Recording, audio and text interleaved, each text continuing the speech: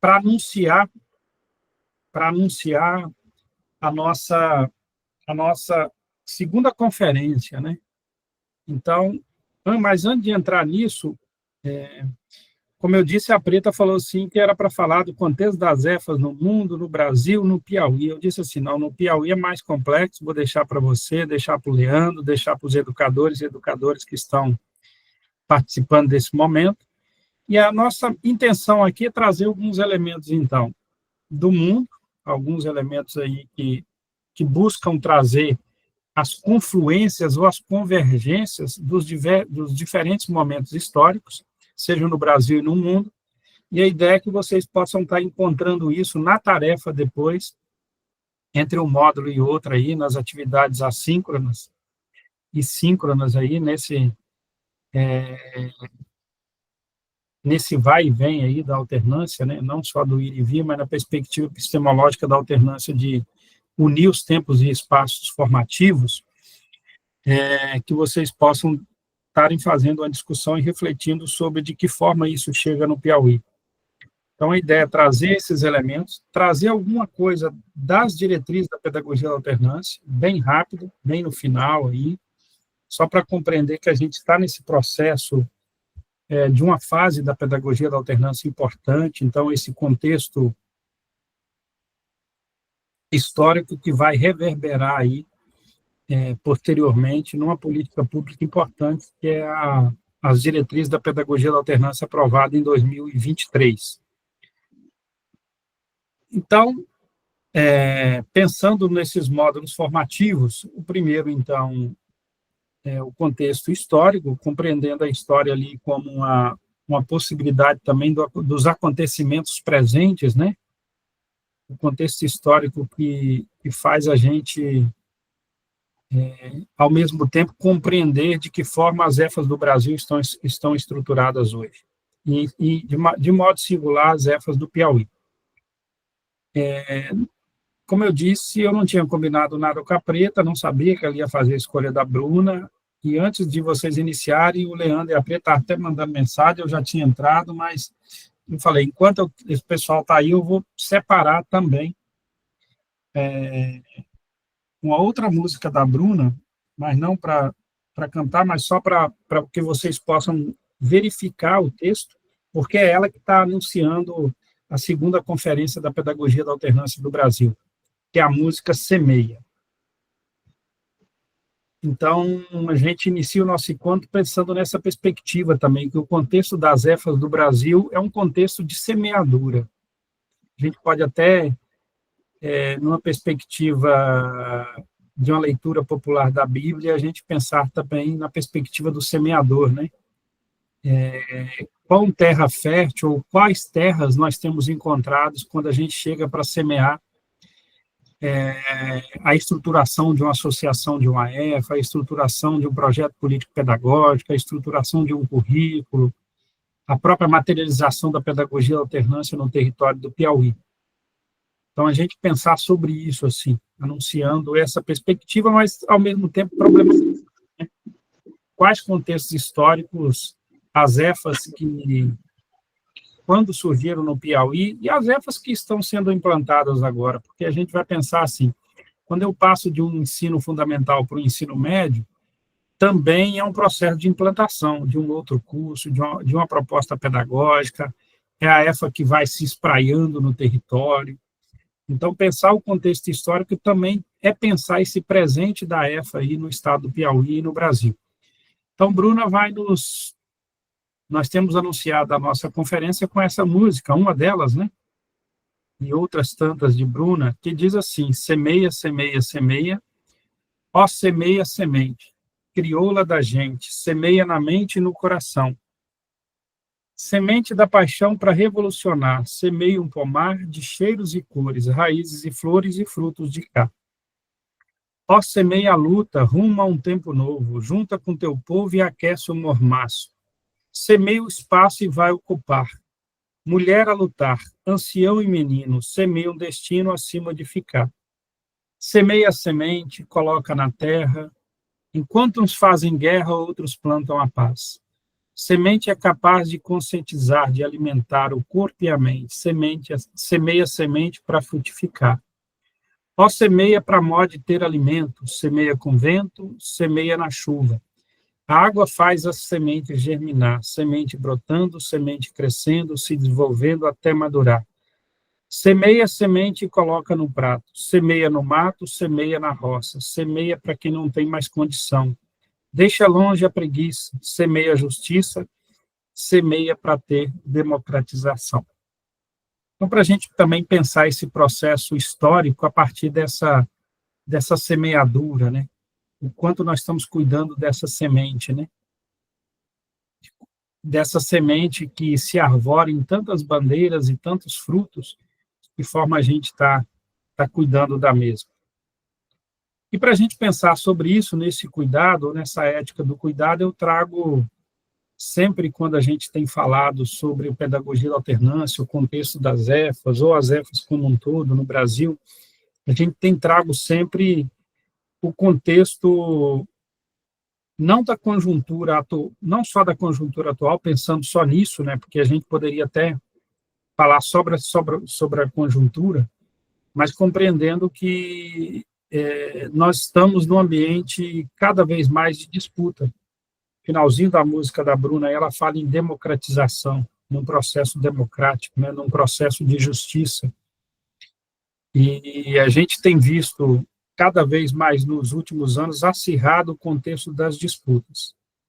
As disputas, elas também elas jogam a pedagogia da alternância, jogam no sentido de fazer a pedagogia da alternância se movimentar, se mover. Aí a gente tem que perguntar, né, qual lado que nós estamos nesse campo de disputa.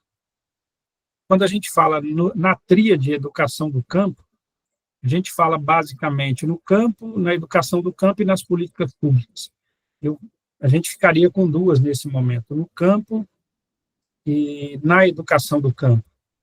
Depois, em outro momento, a gente pode também, apesar daqui ter o elemento da política pública também enquanto de direito nesse slide, da gente pensar assim, a pedagogia da alternância que nós estamos forjando no Estado brasileiro, ele é uma pedagogia que se vincula à implantação da agricultura subordinada aos interesses do grande capital? Ou é uma pedagogia que reconhece o direito dos povos do campo à educação e emancipação dos camponeses? Ela é uma pedagogia da alternância que se vincula ao agronegócio, às suas entidades representativas, CNA, ABAG, Senar, ou traz uma perspectiva de uma educação emancipatória? A compreensão nossa enquanto intencionalidade pedagógica, aí é uma questão que nós precisamos trazer esse campo de disputa, né? Seja o campo da disputa do currículo, da BNCC, a disputa pelos territórios, a disputa pela justiça social, a disputa pela equidade. Tudo isso faz nos pensar que a pedagogia da alternância traz, em sua intencionalidade pedagógica, uma concepção que encarna esse movimento de uma educação crítica, libertadora e emancipatória. Por isso que nós entendemos que a pedagogia da alternância, nessa disputa, evidente que dentro desse mundo das contradições, do cotidiano, da praxis escolar, da praxis da educação com a pedagogia da alternância, dos sujeitos em seus territórios, nós nos situamos enquanto uma concepção contra-hegemônica de aprendizagem e de projeto de sociedade. Então, é uma pedagogia que questiona a sociedade tal como ela está, que é uma sociedade desigual, uma sociedade que nós temos vindo cada vez mais nos últimos anos, é uma sociedade que cada vez mais exclui, é uma sociedade que cada vez mais explora, e isso é fruto desse capitalismo dependente e desigual que nós temos basicamente em todo o mundo, em todo o planeta, né? São poucos países que conseguem não viver nessa lógica, nessa perspectiva, e os países periféricos, considerados do terceiro mundo, muito mais, né? Cada vez mais explorados, expoliados e excluídos da bonança, né, em termos de justiça e equidade, né, em termos de distribuição de renda para toda a população, para todos os povos. Então, o primeiro elemento que a gente coloca é isso também. Quando a gente vai pensar nesse contexto histórico, a gente pensar nesse contexto de disputa, disputa anterior a esse momento histórico que a gente vive, mas que reverbera nesse momento, né? Nós estamos num mundo, num país onde nós somos colonizados, e a colonização ela trouxe todo tipo de opressão e de exploração e de expoliação. Então, para a gente pensar também quais formas de opressão, de exploração e de expoliação moderna que nós estamos sujeitos nesse momento histórico. Então, pensar no contexto histórico da Zefa, lá em 35, em 60, em 90, em 86, e depois, a partir de 86, no Piauí, é pensar também nisso, né? De qual projeto, ou de quais projetos a pedagogia da alternância conseguiu, desses projetos em voga, de que forma a pedagogia da alternância conseguiu trazer fissuras a esse projeto. Quão alternativo é a pedagogia da alternância nesse campo de disputa? Como eu disse, no primeiro momento a gente traz isso, depois um pouco da ideia das EFAs no mundo, depois EFAs no Brasil, e nós sabemos, então, que a primeira experiência de EFAs no mundo, ela surge em 35 na França, uma experiência com 4 jovens no interior da França. Eu gosto muito daquele diálogo original, depois a gente tem logo na sequência o diálogo original, é um diálogo que cada vez mais me mostra a força da ideia e do movimento da pedagogia da alternância. Então, as experiências de 4 jovens no interior da França, o que é importante destacar nessa experiência e que a gente precisa verificar se isso aconteceu no Piauí, ou se isso aconteceu no Brasil quando chega. Primeiro, o protagonismo dos agricultores familiares através das suas organizações sindicais com o apoio do padre Granerot. Então, o primeiro elemento para caracterizar do contexto histórico de surgimento, né, não é que surge do nada, né, mas que vai se forjando a experiência da pedagogia alternância e das EFAs, primeiro é a participação dos agricultores e também das organizações sindicais, isso no caso da França. E outro elemento que caracteriza o início das EFAs no mundo é a alternância do trabalho familiar com o trabalho escolar. Aí entra algo que a gente costuma falar hoje, cada vez mais, o trabalho como princípio pedagógico e o trabalho como princípio educativo. Que as pessoas se educam através do trabalho, o trabalho compreendendo as relações sociais e a produção material da vida a partir do trabalho. O trabalho como aquele que se vincula e diferencia os seres humanos dos outros sujeitos, dos outros seres vivos, né? O trabalho compreendendo que é a partir do trabalho que o ser humano vai se forjando, né? Vai construindo a sua humanidade. Então, em 1937, as famílias reúnem-se em Assembleia Geral e compram uma casa. Então, nasce a primeira casa familiar rural. Então, o primeiro destaque é a participação dos agricultores, organizações sindicais, e o trabalho como princípio educativo, o trabalho que forja o ser humano, o trabalho como princípio educativo e pedagógico. Então, nesse sentido, como eu disse, eu sempre gosto da origem da ideia, do diálogo do agricultor com o padre. Aí eu marquei em itálico e marquei no modo normal, vamos dizer assim, para a gente perceber 2 falas. Então, a origem da ideia é esse diálogo. Ives não quer ir à escola superior, é uma desgraça, porque aos 12 anos ainda não acabou de se formar. Nem tudo está perdido, existem outras escolas, disse o padre, as escolas do Estado, escolas livres, escola de Marmande, por exemplo. Sim, tudo isso está muito bem para formar as pessoas da cidade, mas não para formar agricultores. Existem as escolas de agricultura, existe uma em Fazanes, a 30 quilômetros de tua casa. Quantos agricultores prosseguiu Jean Perrat você tem visto sair da escola de agricultura? Além disso, é muito cara. Sempre acontece igual conosco. Ou instruir-se a abandonar a terra e seguir desenganados, ou não abandonar a terra e continuar ignorantes por toda a vida. Existem também cursos paliativos, que não resolvem o problema. Mas então, e se eu mesmo fizer o trabalho? Ele sozinho vai se aborrecer, o remédio seria pior que doença. E se encontrar outros? Então, encontre outro, senhor padre. Meu filho será o primeiro. Eu queria que vocês pudessem depois, no diálogo, e trouxesse assim, o que chama atenção nesse diálogo, o que tem de comum nesse diálogo com a formação das EFAs no Piauí e com o movimento de educação do campo. Duas coisas, então, para a gente pensar um pouquinho depois, quando abrir aí, para a gente trazer os elementos aí. Primeiro, o que isso tem de concernente com as escolas que surgem no Piauí? E, segundo, qual a relação desse diálogo com o movimento de educação do campo no estado do Brasil, no estado brasileiro, né? Então, pensar nessas duas coisas aí depois. A gente poderia abrir, se a gente tivesse, a gente poderia abrir e dialogar um pouco sobre isso, mas, dada a metodologia, talvez seja melhor a gente ir trazendo os elementos, depois a gente abre para continuar a perspectiva dialógica aí. Ainda nesse contexto histórico da França, tem três coisas que são importantes.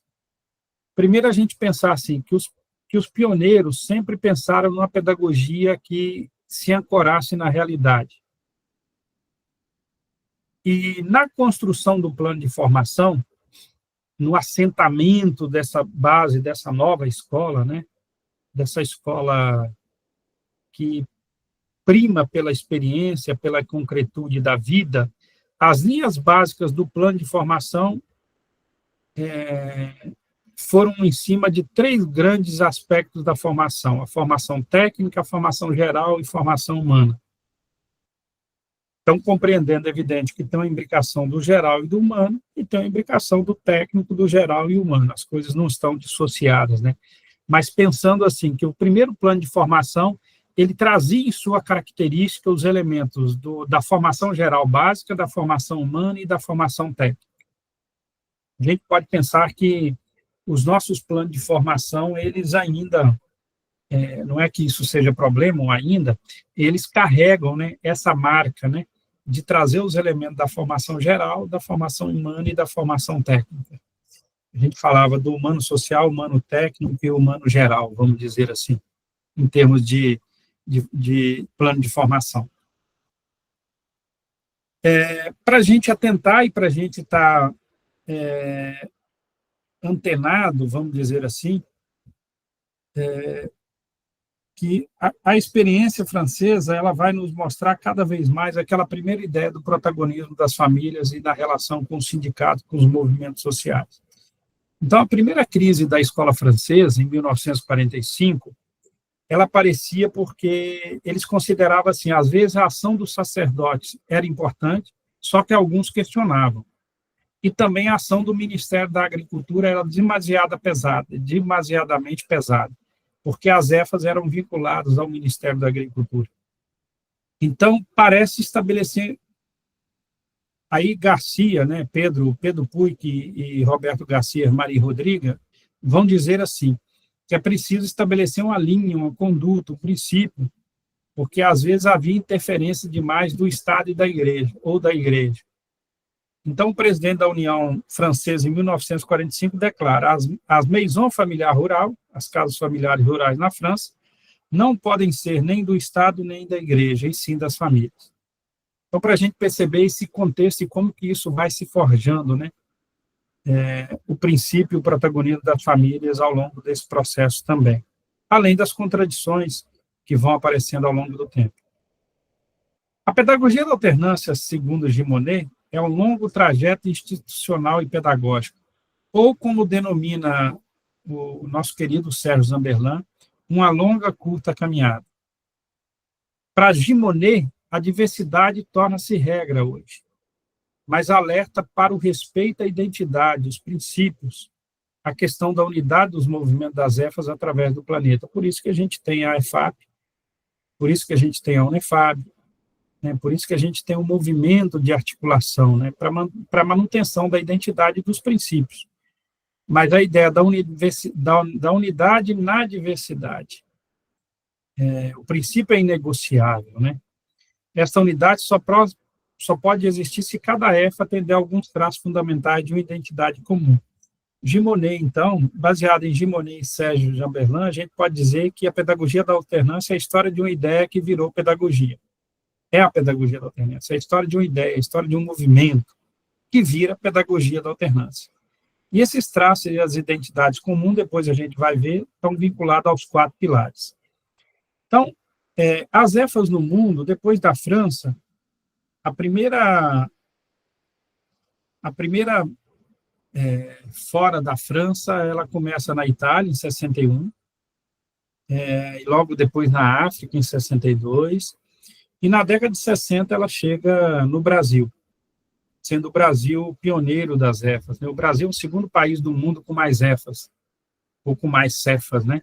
Centro Familiar de Formação e Alternância, unindo as casas familiares rurais e as EFAs. O primeiro é a França, com cerca de 500 escolas, e no Brasil, no censo escolar, no último, 22, 23, algo assim, tinha mais ou menos cerca de 400 escolas que trabalham com a pedagogia da alternância, ou pelo menos que marcam no censo escolar que tem alternância, né?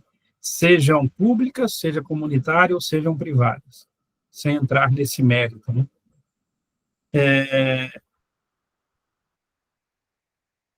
Aqui estava repetindo. Então, nesse sentido, a marca comum dos CEFAs, que foi sendo criada, ou das EFAs, então, quanto identidade comum, elas se refletem a partir dos pilares.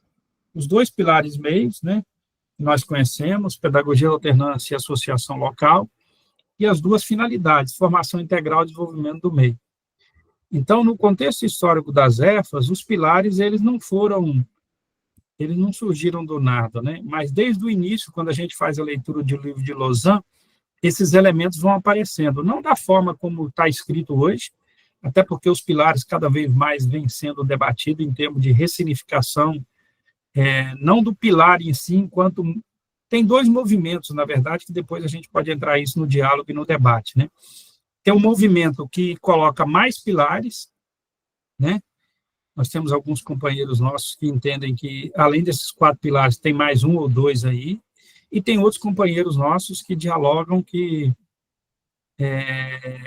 os pilares são esses mesmos, mas só que dentro dos pilares, o que fundamenta os pilares, ou o que vai alimentando e retroalimentando os pilares, são os princípios.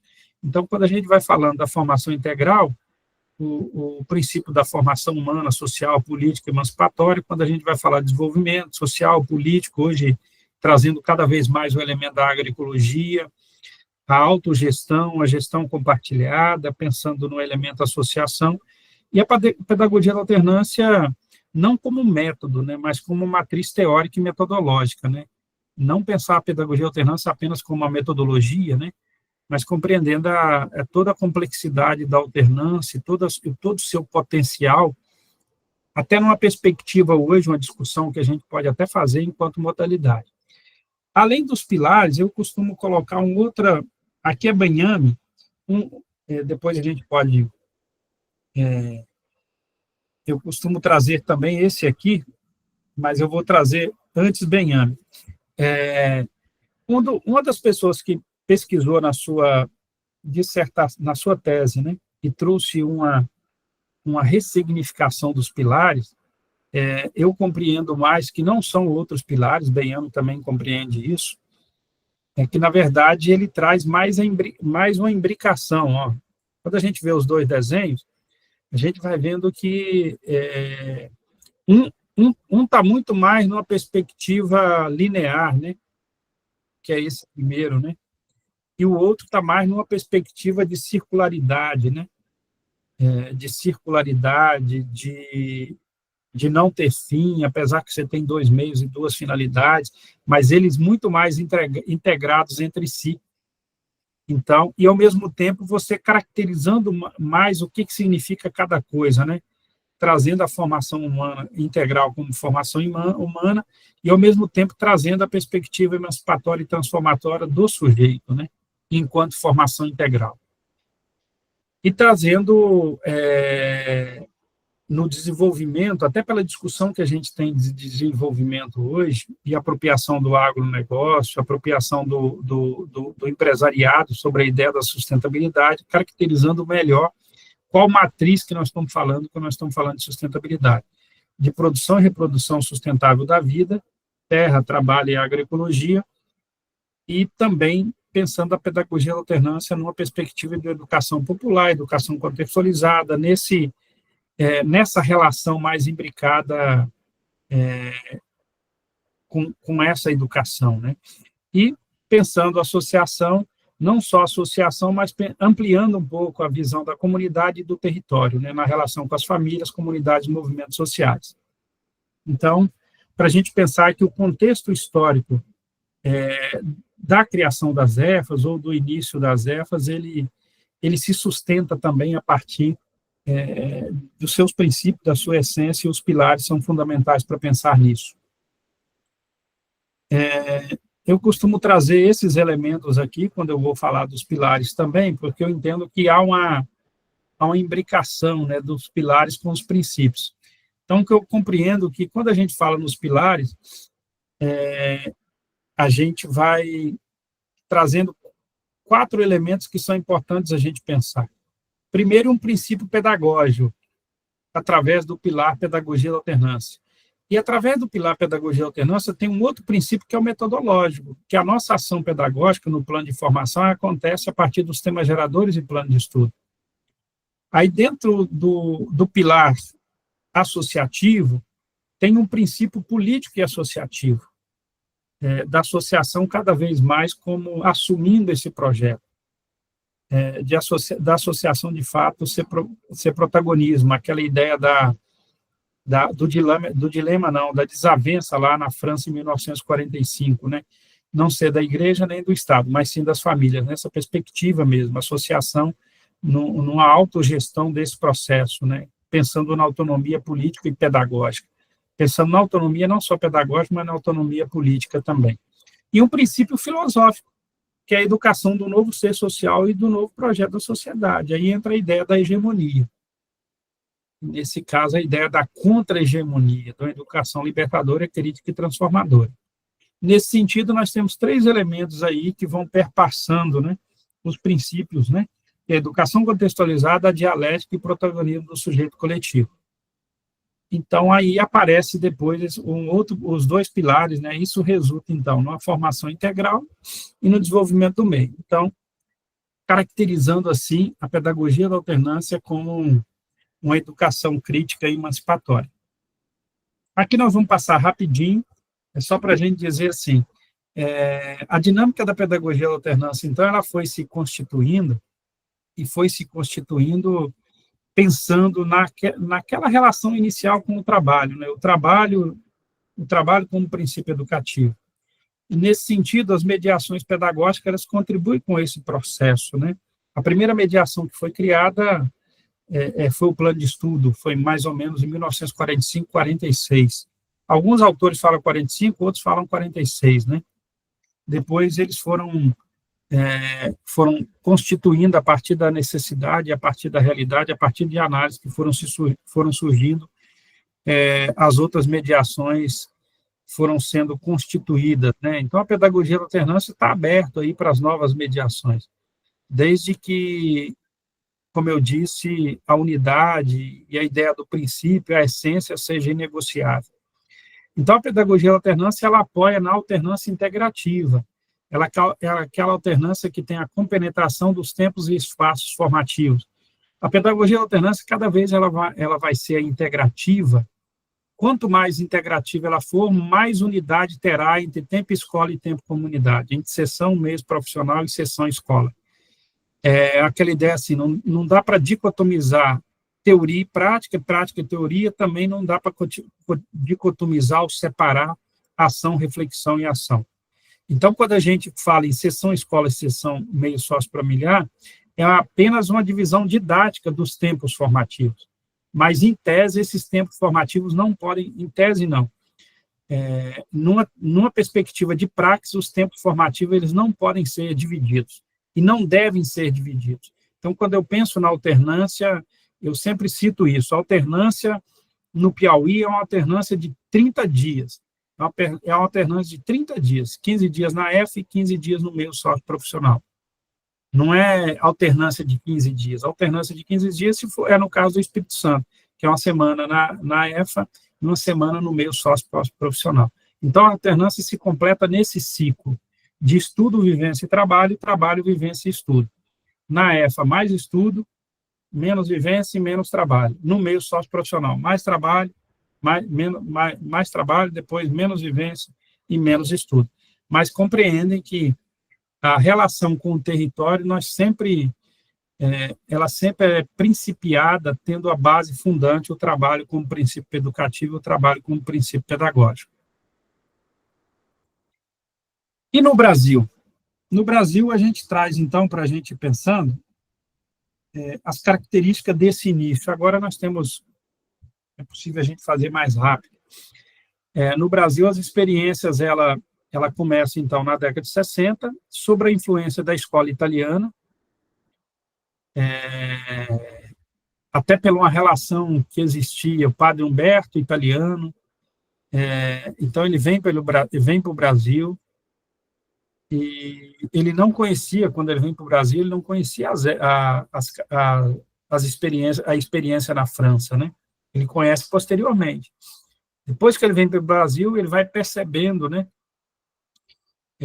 a situação no meio rural, a situação do campo, a situação da população aqui no Brasil, além da questão da educação, as condições de vida, né, ou a não condição de vida, né, dignidade dessa população, naquele período, na década de 60, compreendendo que naquele período também a igreja passava por um movimento de renovação, então nós temos duas encíclicas importantes que naquele período contribuíram com essa visão social da igreja e dos párocos naquele período, que é a Rerum Novale e a Populare Progresso, lembrando que em 68 nós temos Medellín, temos Puebla, é uma igreja que se abre, né, numa perspectiva das causas sociais. Então, um elemento também que é pujante nesse período é isso. Então, apesar da ditadura, apesar de todo aquele período da década de 60,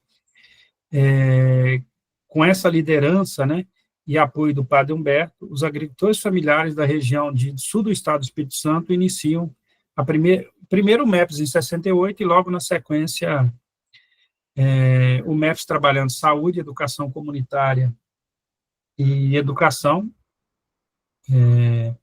Logo na sequência, então, em 69, as primeiras EFAs, a de Olivânia, aquela que apareceu na foto logo no início aí da mística, e posteriormente Alfredo Chaves, Rio Novo do Sul, e Campinho e Cone. Então, basicamente, são as 4 primeiras EFAs, né, que surgem no Brasil na década de 60. Percebendo, então, que o mesmo protagonismo dos agricultores na Itália, na França, aparece também no Brasil. E a mesma perspectiva da alternância do trabalho familiar com o trabalho escolar. Então, o trabalho como princípio pedagógico e como princípio educativo, ele é fundante nesse processo. A pedagogia alternância, ela não se dá fora da lógica do cotidiano, da vida das pessoas, da realidade, né? Tendo o trabalho como eixo formativo. Paulo Nozella vai nos dizer, Preta, qualquer coisa, você pode me mandar mensagem aqui, pro Zap aqui também, que eu vou olhar aqui para a gente já ir finalizando. O Paulo Nozella, a história antes do estudo, é a história de uma ideia, a história de uma convicção que permanece viva para tudo e contra todos. É um outro tipo da escola. Aí Nozella vai nos dizer, não nas escolas tradicionais, não escolas tradicionais, mas escolas que educam a reflexão, um outro tipo de escola. Convido o jovem a permanecer no próprio ambiente, que desenvolve as capacidades técnicas do aluno, hoje a gente fala estudante, né, mas que sejam totalmente desentrosados com a família. Numa palavra, somos novos tipos de escolas rurais, que formam, não técnicos agrícolas, mas agricultores técnicos. Olha a diferença. Fiéis ao ambiente real onde vive Nozela 2013. E as casas familiares rurais? Rapidamente, as casas familiares rurais, quando a gente pensa no contexto histórico dos Cefas no Brasil. A primeira casa familiar rural, ela surge em 1980 em Alagoas, e a segunda em Riacho das Almas, posteriormente. Mas foram experiências que fracassaram, por isso que quase a gente não fala nelas, assim, enquanto surgimento, né, das casas ou Cefas no Brasil. A gente não lembra disso. Normalmente a gente lembra primeiro de barracão. Ok, obrigado, Preta. Até 8h10. A gente lembra, então, em barracão, que é em 89, né? O que é importante a gente perceber? As casas familiares rurais, elas surgem na década de 90, e final de 90, final de 80, na década de 80, final de 80, com a parceria com as maisons familiares, com a Secretaria de Educação e Desporto dessas prefeituras municipais. Então, houve uma cooperação, né, um acordo de cooperação dessa experiência francesa, né, dos franceses com essas prefeituras ali para fazer essa expansão. Basicamente, você teve ali um outro processo de expansão, e na década de 90, que foi também que foi chamado de pilar de desenvolvimento das casas familiares no Brasil, que foi também que contou com o apoio da Embaixada Francesa, foi de 92 a 95. Posteriormente, para expandir por Norte e Nordeste, foi uma experiência via Sudene no Norte e Nordeste. Então, a Arcafá Norte e Nordeste, elas surgem com apoio da Sudene aí naquele período. A Arcafá foi criada em 1991, com a mesma perspectiva de criação da Unefab, que foi criada em 82, que é a perspectiva de articular as EFAs, né? De manter a identidade, manter a unidade e, ao mesmo tempo, fazer o acompanhamento da expansão, da implantação, da manutenção e acompanhamento. Em síntese, nós podemos trazer, então, as EFAs, elas foram, em termos de processo histórico, né, elas foram criadas em 69, no sul do estado, do Espírito Santo, em 75 ela expande para a Bahia, a primeira EFA fora do estado do Espírito Santo é na Bahia, em Brotas de Macaúbas. A Ecofaba foi criada em 79, e a Unefab logo na sequência em 82, e nos anos 80 houve a expansão, né, em mais 5 estados, Minas, Maranhão, Piauí. Então, no Piauí, como vocês sabem, a primeira experiência inicia em 86, depois nós temos criação da Funacim, me parece que em 89, e só em 2006 é que foi criada a EFAP, salvo me engano. Depois vocês podem falar se é isso mesmo, né? Então, nós temos Maranhão, Piauí, Rondônia e Amapá. A expansão atinge o seu auge, assim, não em número de escola, que hoje nós temos mais escolas que nós tínhamos antes, mas em termos de abrangência territorial, Goiás, Mato Grosso do Sul, Tocantins, Paraná, Rio de Janeiro e Sergipe. E no sul do Brasil, as EFAs iniciam em 2009. Então, no sul do Brasil, teve uma experiência com as casas, no final de 80 e 90, com casas familiares rurais no Rio Grande do Sul, no Paraná e Santa Catarina, e depois as casas vão para o Norte e Nordeste, né, principalmente no Pará e no Maranhão, e o sul do Brasil, no Rio Grande do Sul, ao invés deles acolherem esse movimento das casas, eles preferem, a partir de uma inspiração e de algumas visitas, e de intercâmbio, né, com as EFAs do Brasil, eles iniciam as primeiras EFAs no Rio Grande do Sul, em 2000, uns falam em 2008 e em 2009, né, mas basicamente a AGEF é criada em 2008 e logo na sequência, em 2009, a primeira EFA no Rio Grande do Sul, é a EFA de Santa Cruz do Sul. Rapidamente, as características e as fases da pedagogia alternância, eu não vou olhar as características, mas as fases, isso pensando muito na escola a partir das escolas que iniciaram final de 60 e início de 70, tá? Porque é evidente que no Piauí, que criou em 96, a gente pode pensar quais características tinham a partir daí, né? Mas as primeiras EFAs, de 60 a 70, a principal característica dela eram cursos informais, com certificação livre. Eu não vou falar sobre a característica do currículo, não, tá? Mas a ênfase era a formação de liderança para engajamento sociopolítico. Aí vamos percebendo como que foi a criação aí no Piauí, quais as características iniciais disso, né? O público era majoritariamente acima de 16 anos. A segunda fase da alternância a gente chamava de supletivo de suplência. Os estudantes, eles faziam supletivo. E, na verdade, estudavam na EFA e depois iam fazer o supletivo e fazia a prova do supletivo. E começa algumas autorizações de EFA, no caso do Estado do Espírito Santo, com oferta do curso supletivo.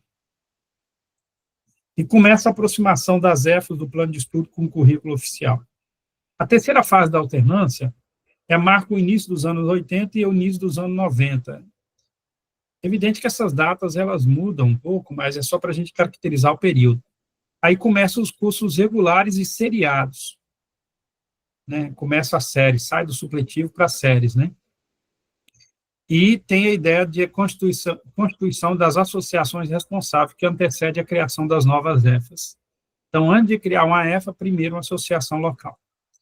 O quarto é o fortalecimento institucional e revitalização da pedagogia alternância, anos 90 também.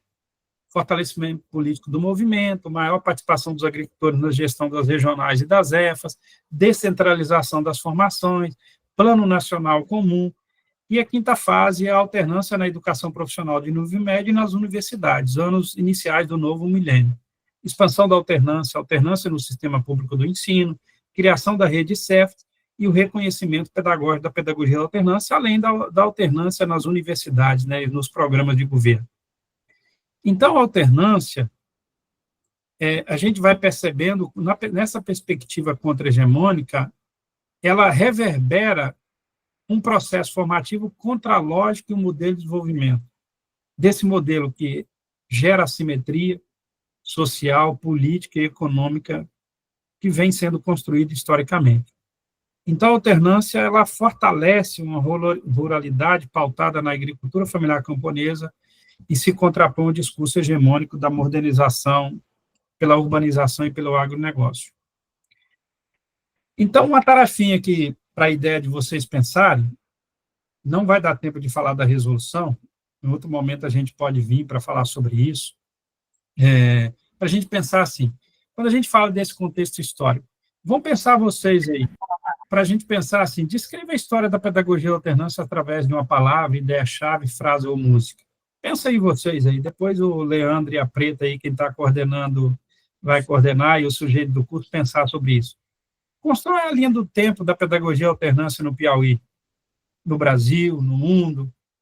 Vamos pensar num textos e memórias, assim, quando a gente vai pensar no nosso memorial enquanto educador, como que eu participei da história dessa pedagogia alternância? Como eu tenho participado? Na EFA onde você trabalha, ou estudou, onde você está trabalhando, relacionando com a origem e a trajetória da pedagogia alternância no Piauí, no Brasil e no mundo. E, rapidamente, a pedagogia da alternância, a resolução número 1, que foi aprovada em 16 de agosto de 2023, e isso também é história, né? Porque se a gente for pensar bem, a primeira EFA ela foi autorizada em 71, né? Quando começou com curso livre, né? Ela começou em 69, mas ela só foi autorizada ali em 71, mais ou menos, um curso chamado Agricultor Técnico. E a gente vai percebendo assim que as leis estaduais elas não garantem a perspectiva política e pedagógica do projeto EFA, então precisava da lei nacional. Nós tínhamos o parecer 01/2006, que garante os dias letivos, né, no tempo comunidade, na sessão no meio socioprofissional, mas isso era muito pouco. A gente sempre é amparado pelo parecer 01/2006, que fala sobre os dias letivos, que fala sobre o plano de formação, que fala sobre alternância integrativa, mas a gente vai percebendo que a gente precisava mais. Então, as diretrizes da pedagogia alternância, que foi uma luta do movimento da pedagogia alternância no Brasil, ela é chamada de diretriz curricular da pedagogia alternância na educação básica e no ensino superior.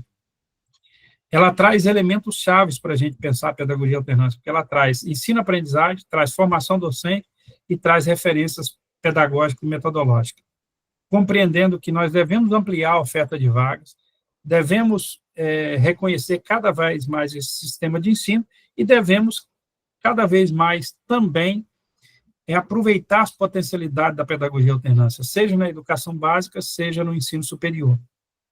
Nesse sentido, o parecer ele traz elementos que fazem pensar o currículo da pedagogia da alternância hoje, que é pensar o currículo a partir do trabalho, dos modos de vida, da cultura, da tradição, dos saberes, dos biomas, das diversas condições climáticas, da flexibilização e contextualização curricular baseado no conhecimento popular, na valorização da investigação das experiências do mundo do trabalho, olha o trabalho de novo aí, fundante desde o início, na formação integral e desenvolvimento, na articulação dos saberes e das práticas desenvolvidas pelas comunidades, e no eixo temas geradores ou contextuais inter, transdisciplinar, mas também cultural, tanto para intra quanto para inter.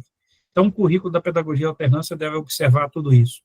E também saber que a gente aprende a partir dos conhecimentos, dos movimentos, das organizações sociais, étnicas e comunitárias. Então, os elementos chaves que faz a gente pensar nessa pedagogia da alternância que vai se forjando e materializando e reverberando novos saberes nos contextos dessa diversidade do Estado brasileiro.